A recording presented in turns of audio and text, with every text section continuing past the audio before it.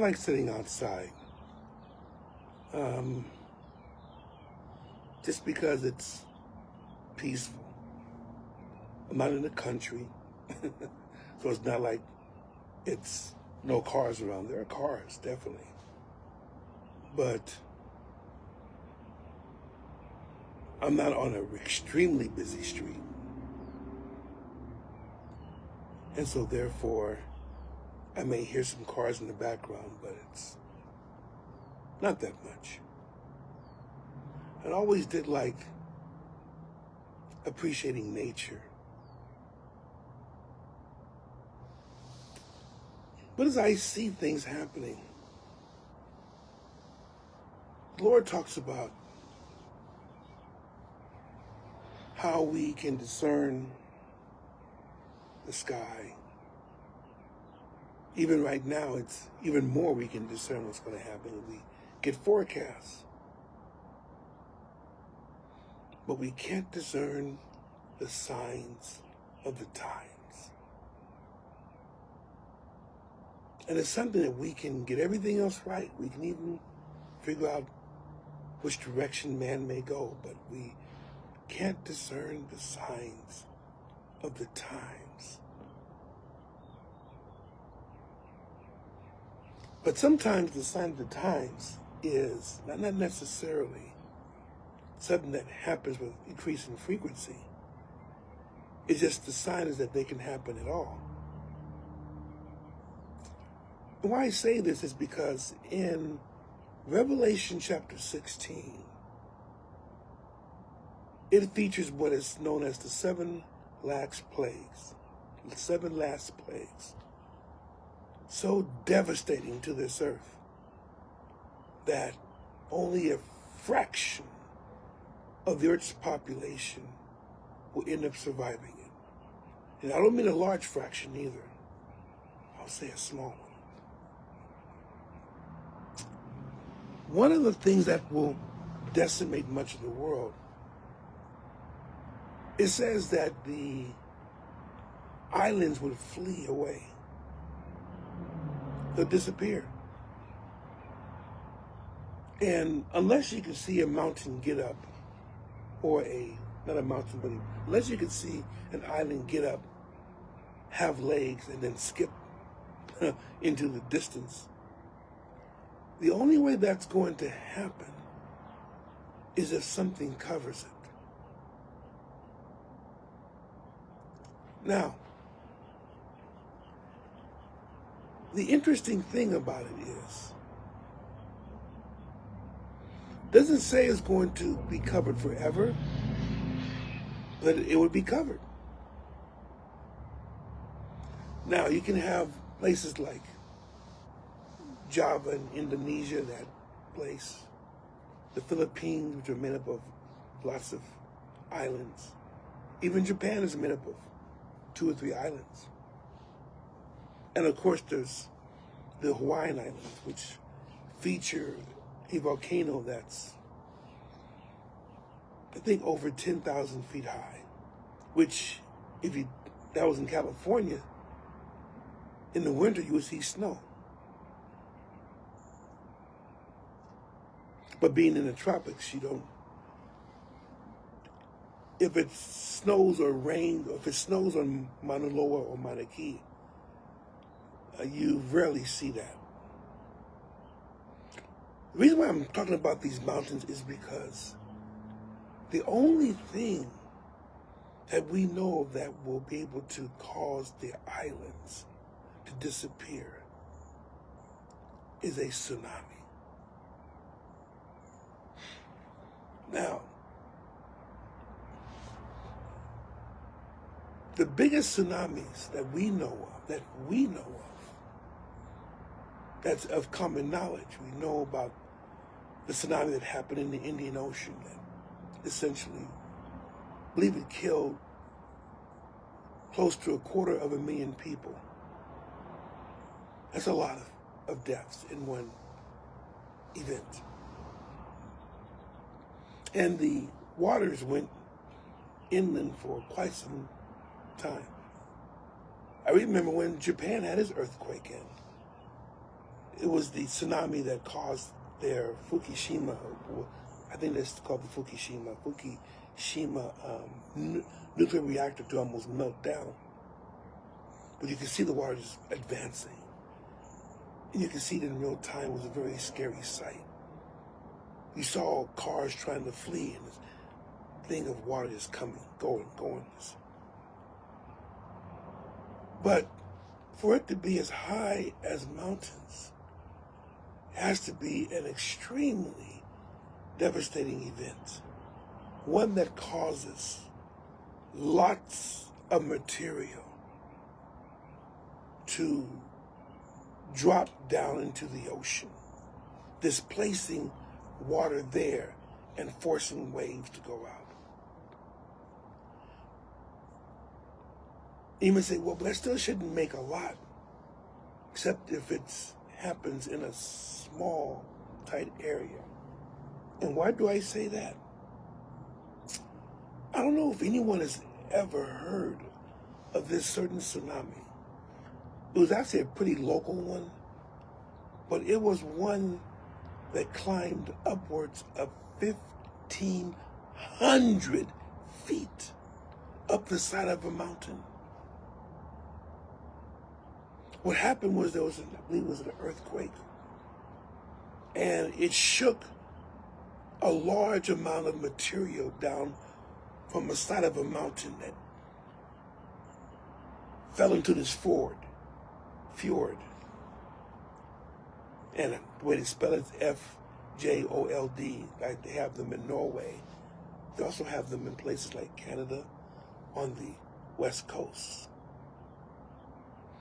These narrow inlets that come from the sea, but they, because you have mountains coming out of the ocean, like cliffs. And in that particular framework, if something should drop into the ocean, it's going to replace or displace much of the water and push it towards the other side very quickly.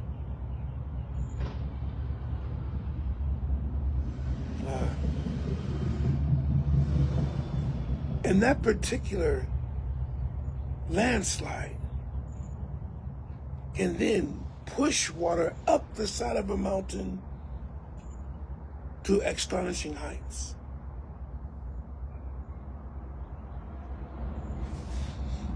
That's one way of doing it. But then it also says the mountains will crumble during that time. And many of these mountains will be, let's say, the west coast of North America. If you've ever been to Canada, you know what I mean. The mountains go right to the ocean, and then you see the islands that are scattered around the place. Extremely beautiful, but a prime place for a massive landslide shaken by earthquakes and maybe softened enough by lots and lots of rain so that any adherence the soil has to the rest of the mountain is all gone. So, in such a case, and I was told that a particular area of the Atlantic Ocean, there was this, I forget the group of islands, but it seems that there was a prime candidate for if there was enough of a force that would shake the side of that mountain apart, and they've been told that that side is very precarious. It will cause tidal waves or tsunamis that will push in, and you can see them rising up 500, 700, 900 feet, hitting the eastern seaboard. Much more swamping island. Another way that a tsunami can form is, as you may think, something falls from the sky, hits the water with explosive force, And again, it may not seem big to you, but something as big as a mile across, 2 miles across. They said that, and again, whether you believe in dinosaurs or not, it's still intriguing that they said that the end of the dinosaurs was caused by an asteroid, a meteor. I think it was about maybe 5 kilometers across, whatever it was. It smacked into the Gulf of what is now the Gulf of Mexico, caused the crater, which is what forms kind of the outline of what we know now as the Yucatan Peninsula. But they said that with that force and that amount of material falling at once, that it caused a tidal wave that was thousands of feet high that just went out from that place and just inundated North America. You can imagine a wall of water over 1,000 feet high.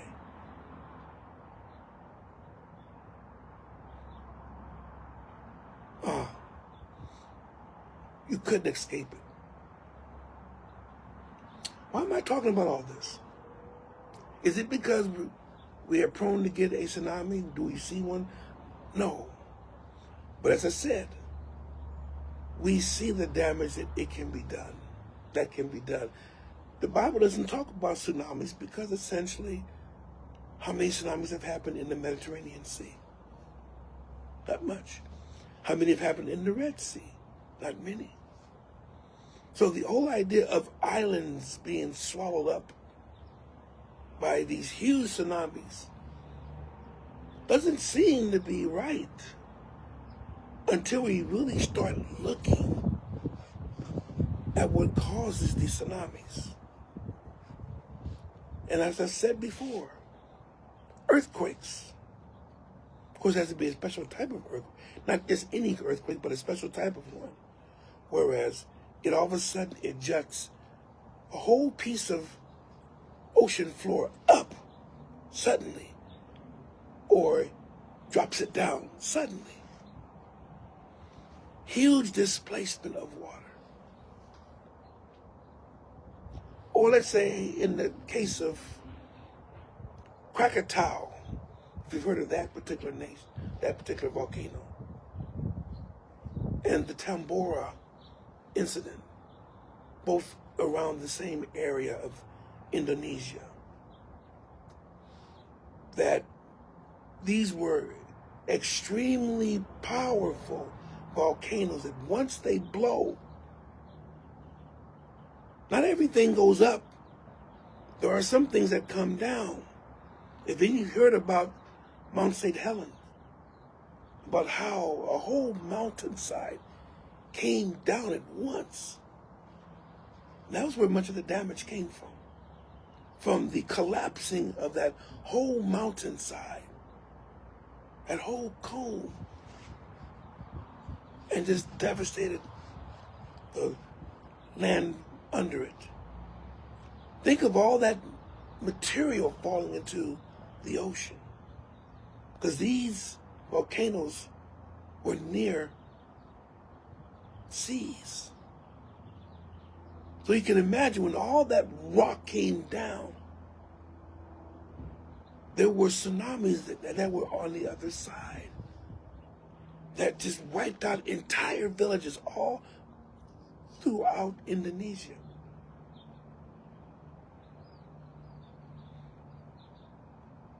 And there are volcanoes all around the world, especially in the Pacific. And of course, you know the famous one, Vesuvius, that completely wiped out Pompeii. And if that happened again, a lot of material comes to the ocean. Again, another tidal wave or tsunami. So we got earthquakes, we have volcanoes. Sometimes mountains just slide because the water soaked up is just too much, and a whole mountainside will fall. We live in California, we know that. But if it happens close to the ocean, and all this that falls into the sea, again, mass displacement. Water pushes out. And the last thing,